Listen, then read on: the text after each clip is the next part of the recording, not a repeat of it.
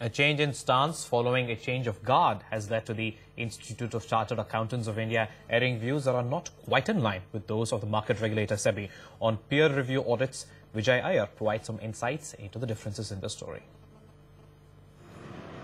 The Institute of Chartered Accountants of India, or ICAI, is under immense pressure to restore faith in the audit profession, following several demands for audit reviews in the recent past. In this context, SEBI's proposal to introduce a peer review for all listed firms is only seen as adding to the lack of confidence in independent audits. All the regulators should come together before taking the decision, knowingly that ICAI is already having the system. They should have, I think they should have discussed this issue with the council, that what the system we have from 2004, whether properly we are implementing or not. The larger question here is, can SEBI work in isolation for implementing this initiative without taking ICAI's views on board?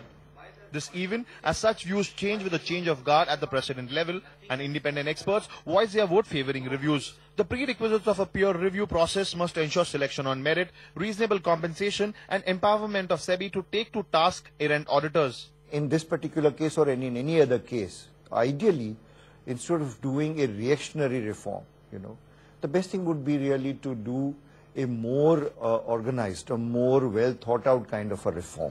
The idea of rotation of auditors is the other contentious and much debated issue being raked up. Existing system for the private sector banks and undertakings and all these banks is a time tested process where there is a rotation of audit every 3 years and 4 years.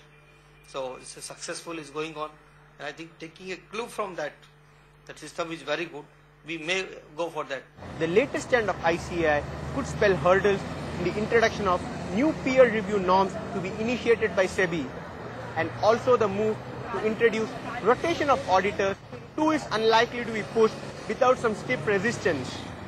This clearly indicates a regulatory turf war and maybe a further delay in introducing investor-friendly solutions. In Mumbai, Vijay Ganeshan for NDTV Profit.